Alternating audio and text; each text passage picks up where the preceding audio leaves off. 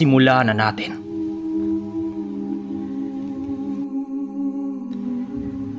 Pagdating ng pangkat nila Nuli sa baryo nila Umar, pinagtinginan naman sila ng mga tao doon habang sakay-sakay sila sa mga kabayo nitong dala. Makalipas lang ang ilang minuto, kasalukuyan nang pumasok ang kanilang mga kabayong dala sa entrada ng manukan nitong si Umar. Masaya naman ang mga tauhan nitong nakatingin sa kanila nang muling pagbabalik ng ermitanyo at ang wangis nito. Nang malapit na sila sa bahay nila Umar, nasipat naman nila ang ina ni Umar habang nagwawalis at nagsusunog ng mga damo sa likod ng kanilang bahay. Nang makita sila nito, bigla naman yung natigilan habang tinatawag ang asawa nito na si Manong Mundo. "Mahal, narito na sila oh," wika nito at bakas sa pagmumuka nito ang galak na kasayahan. Yun lang.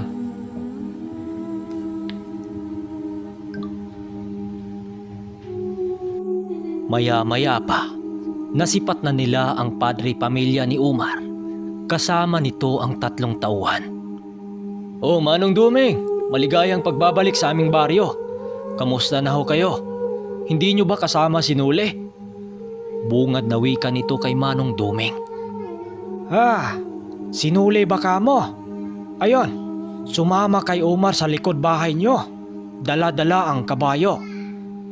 Mabuti naman Mundo na tuluyan ang gumaling itong asawa mo. Sagot naman ni Manong Duming doon kay Manong Mundo. "Gumaling ako dahil sa tulong mo, Manoy. Utang ko ang buhay ko sa'yo. Hayaan mo, makakabawi rin ako sa'yo." Sabat pa ng asawa ni Manong Mundo. Walang anuman, Lucia. Basta't magtiwala ka lang sa katas-tasang may likha at sana maging silbing aral to sa'yo.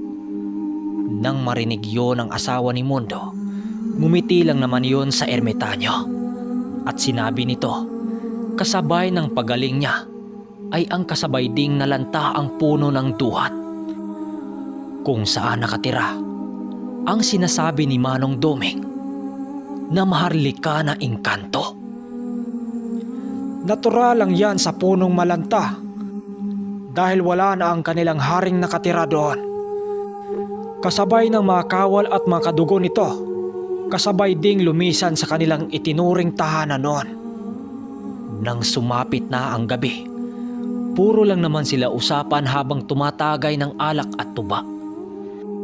Nakagawian na kasi nila ang ganong gawain dahil hindi kumplito sa mga sinaunang mga tao kapag may kwentuhan na walang tuba.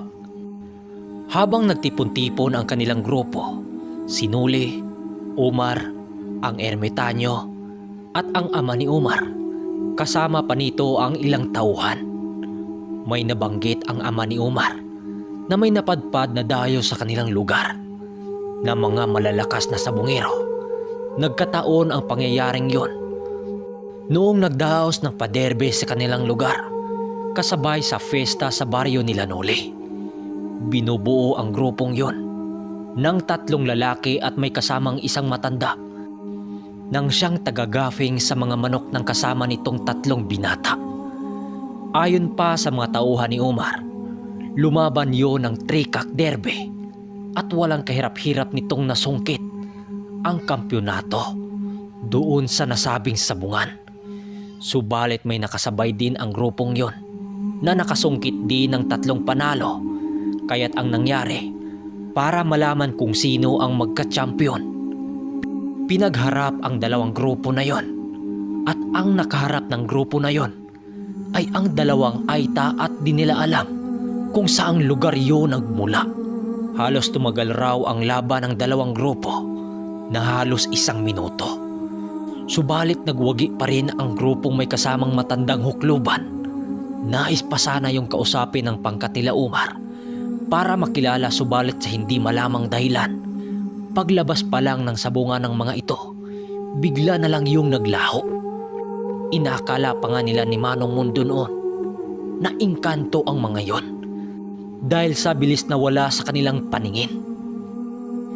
Nang marinig yun nila Nuli at Manong Duming, napaisip naman sila dahil hindi pa naman nila yon nakasagupa ng personal. Hindi ko pa nakita ang pangkat na yan.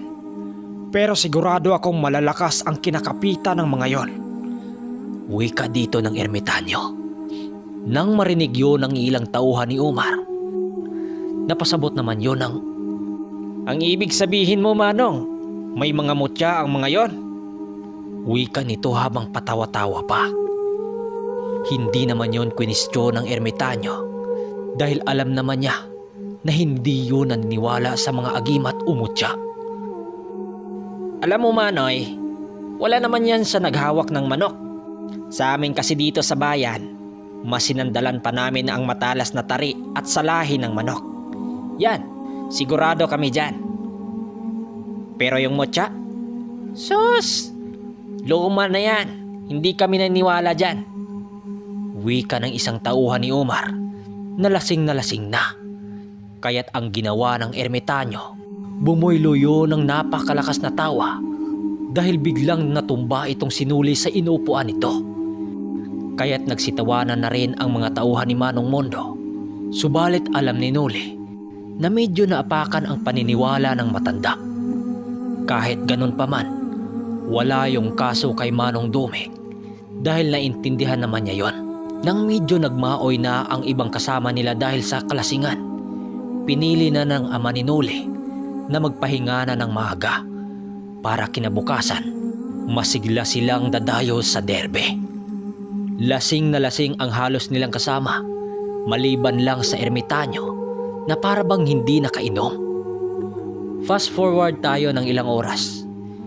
Kinabukasan ng alas 10 ng umaga, kasalukuyan ng naglalakad ang pangkat nila Noli papunta sa nasabing sabungan.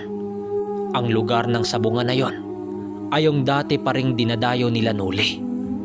Nang makalapit na sila sa sabungan na yon, nagmamasid lang naman sila Manong Duming, kasama naman dito si Noli. Habang nagkwentuhan sila Manong Duming at ang ama ni Umar, silang dalawa naman ni Noli at Umar, pinili nilang dumungaw sa naglalabang manok doon sa ruweda. Nang makasilip na sila doon, laking gulat ni Umar nang masipat nila ang 5 matanda. Bade, di ba yun yung 5 matandang nakalaban ni Goyo? Wika dito ni Umar kay Noli. Oo nga bade, nasipat ko sila. Habang ang dalawa dito, kasalukuyang may binitawang manok doon sa loob. Sa madaling salita, dumayo din ang grupo ng mga matanda na yon doon sa lugar nila Umar. Maya-maya pa, nakita nila itong papalabas ng ruweda, habang ang isa dito may hawak-hawak na 3 patay na manok. Maaring bihag yon ng mga matatandang sabungero. Kaya't pasimpleng lumapit kay Manong Duming itong sinuli at dahan-dahan niyang sinabi dito patungkol sa 5 matanda na nakaharap nito sa subukan. Hayaan mo lang iyo. Kanina ko pa silang nakikita. Wala pa naman silang ginagawang kakaiba rito. Wika sa kanya ni Manong Duming doon kay Noli. Dahil nga si Umar ang naghawak sa manok ni Noli, napagkamalan tuloy ng mga sabongero doon na sila Umar ang may-ari sa manok nitong dala. Habang nilapitan si Umar ng 2 lalaking may manok din, napangisi naman itong si Manong Duming habang pabulong na nagwiwika sa ama ni Umar nang Ano yan, Omar? Kumasa ba kayo? Doon sa lok ng mga lalaking yon? Wika ni Manong Duming doon kila Noli at Umar. Ang maging kalaban pala ni Noli at Umar, mapagkamalan mong tagabayan yon dahil sa pormahan ng mga ito.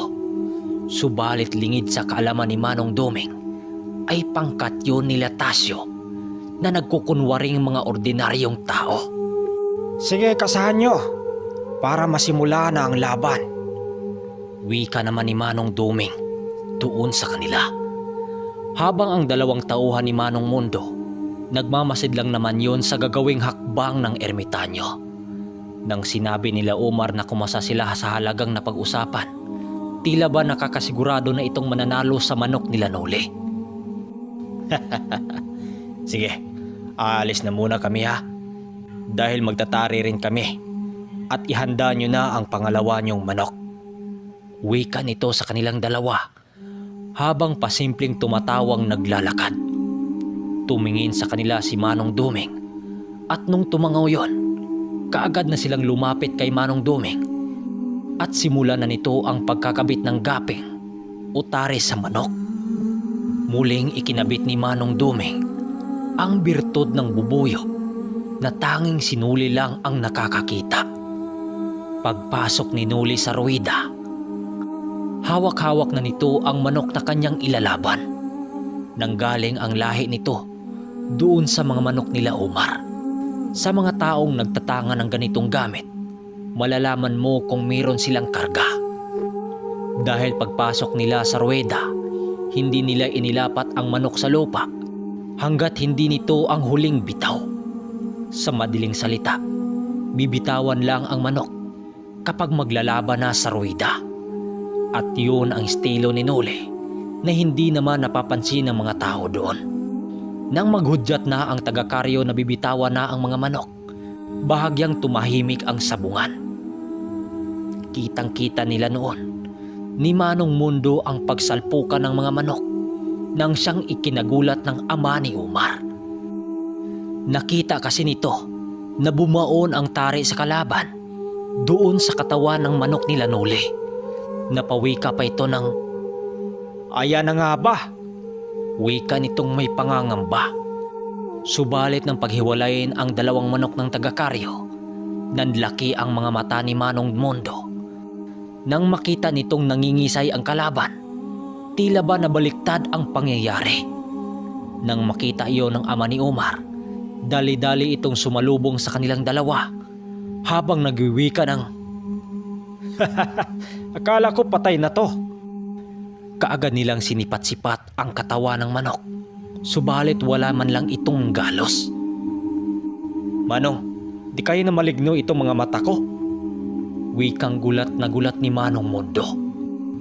Akala pa ng mga tauhan nila Omar ay tsamba lang ang lahat. Subalit nang inilaban pa nila Omar ang isang manok ni Noli, doon nila napagtanto na hindi lang tsamba yon. Hindi pa rin nagpahalata si Manong Duming na kasama siya nila Omar upang hindi sila paghinalaan ng pangkat nila Tasyo. Akala ni Manong Duming na sa laban na yon, hindi na magpakita ang alagad ni Tasyo. Subalit nagkakamali sila. Magamat maraming nakipagtapatan kila Noli ng mga ordinaryong sabungero, hindi nila yun pinalagan ayon sa utos na ermitanyong si Duming. Dahil hinanap pa nito ang pangkat ni Tasyo na muling maghamon sa kanilang laban. Hindi nga nagkamali si Manong Duming dahil muling nararamdaman nito ang presensya ni Tasyo na isang aswang. Ibang tao na naman ang lumapit kila Omar at nag-aalok yun na makipaglaban dito. Kitang-kita noon ng ermitanyo ang galawan ng mga lalaking yon na animoy hindi yun mapakali at panay pa ang pagkakamot sa katawan nito na parabang may mga buni. Sa muling banggaan ng mga manok, sa muling pagbanggaan ng mga manok, sinuli muli ang nasaruida. Kasama niya dito si Omar nang siyang nag-alalay sa kanya. Dalawang bigwasan lang ay patay kaagad ang kalaban. Kita nila Noli noon ang panlilisik ng mga mata ng isang lalaki habang nakatitig sa kanilang dalawa. Paglabas nila ng sabungan, akala ni Noli na siya lang ang nakapansin noon. Pero maging si Omar pala ay nakita niya ang ginawa ng lalaking kalaban nila.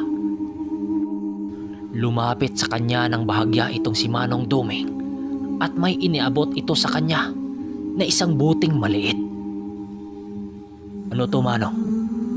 Tanong niya kay Manong Duming. Hawakan mo lang ang buti na yan, Noli. Sundan mo ang pangkat na kalaban nyo kung saan ito pupunta. Batid kong nasa paligid lang ng sabungan itong si Tasyo, wika nito sa kanya. Kaya't kahit nagdadalawang isip pa siyang sundan yon, ginawa pa rin niya ang utos ng ermitanyo. Habang sinundan niya ang tatlong lalaking yon, umikot yon sa likod ng sabungan. Bigla yung pumasok sa isang madilim na sulok. at saan may isang kubong nakatago doon. Maya-maya pa, nakasipat siya ng grupo ng kalalakihan habang nag-uusap doon sa loob. Kaagad siyang nagtago doon upang mapakinggan niya ang usapan ng mga yon.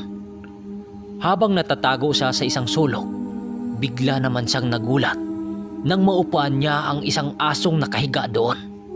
Akala niya tatahol ang aso na yon at siya ay kagatin. Subalit sa hindi malamang dahilan, tila ba hindi siya nakita ng aso na yon. Maya-maya pa, may naririnig siya sa isang boses ng isang lalaki. "Pinuno, may isang matandang antingerong nakikialam sa pamilya ng hasindero. 2 manok nyo na ang nabihag. Tinalo kami." Dagdag pa ng isa dito "At ramdam namin ang presensya niya, Pinuno. Ngayon lang namin siya nakita sa baryo na ito."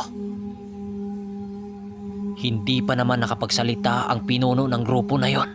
Sumibat na ng takbo itong sinuli. Dahil sa hindi kinaya ng kanyang sikmura, ang labis na amoy sa lugar na yon, na para bang may bulok na karne. Pagbalik niya sa kinaroroonan nila Omar, nagtaka naman ito kung saan siya nanggaling. Upang hindi na yon magtatanong pa, sinabi na lang niya dito na nanggaling siyang umibak sa labas. Nilapitan niya si Manong Duming at inabot niya dito ang buting pinahawakan sa kanya. Isinalaysay niya dito ng tahimik ang kanyang naririnig doon sa matanda. "Manong, nakita ko na yung tinutukoy nila Umar. Ang nagngangalang Tasyo." Wika niya kay Manong Duming. Akala ni Nuli noon ay isang Pilipino ang nagngangalang Tasyo. Subalit napagtanto niya na may dugo pala yung isang Espanyol. Nang malaman yon ni Manong Duming, doon ito napagtanto na hindi basta-basta ang taong nagngangalang Tasyo. Dahil sa kadalasan sa mga Espanyol na napadpad sa Pilipinas, marami yung mga alam pagdating sa larangan ng Mahika Blanca. Kahit ganun pa man, hindi nakitaan ni Nuli ang ermitanyo ng takot sa mukha. Habang nagtipon-tipon silang lahat doon sa sabungan, sakto namang nagkatagpo ni Manong Mundo ang mga kaibigan niyang big time breeder ng mga manok panabong. Pinakilala naman ni Manong Mundo itong si Nuli at si Manong Duming bilang mga kaibigan. Dahil nga nagsisimula palang si Nuli sa muntin niyang manukan, tila ba walang balak ang mga yon sa kanya na makipagkaibigan. Wala naman yung problema kay Nuli dahil para sa kanya, kung hanggang saan ang kanyang kakayahan, doon siya masaya. Hanggang sa sumapit na ang 3:00 ng hapon, doon nasaksihan ng mga kaibigan ni Manong Mundo ang kakaibang tarima nitong sinuli. Nang lumaban muli yun sa sabong. Dahil nga kasama niya itong si Omar na makulit, tila ba nagpasikat din yun sa mga kaibigan ng kanyang ama. At muli nitong inaya si Nuli na muling kumasa sa labanan. Nang siyang napapansin ni Manong Duming, "Manong, lalaban ba tayo muli?" Tanong niya kay Manong Duming. Nang marinig yun ng matanda, sumagot naman yun sa kanila ng, "Ikaw bahala, Nuli. Huwag kang matatakot. Pagatandaan mo, Nuli, hindi pangkaraniwan ang tangan-tangan nating gamit. Kaya't bago pa dumating ang araw na mawala ito sa'yo, pag-aingatan mo lang at huwag abusuhin." Kaya't muling lumaban ang dalawa sa kanilang nakakaharap na mga sabungirong taga-bayan. At dito na naman, at dito nyo maririnig sa Part 17 ang labanan ng ermitanyo kontra sa isang aswang na nagngangalang Tasyo. At makikialam dito ang 5 matandang nakalaban nila Goyo na isa pala ding uring mga aswang nakaanib nila Tasyo. At dito nyo masaksihan ang tunay na pagkatao nitong si Ermitanyong Duming nang lumaban yun sa anim.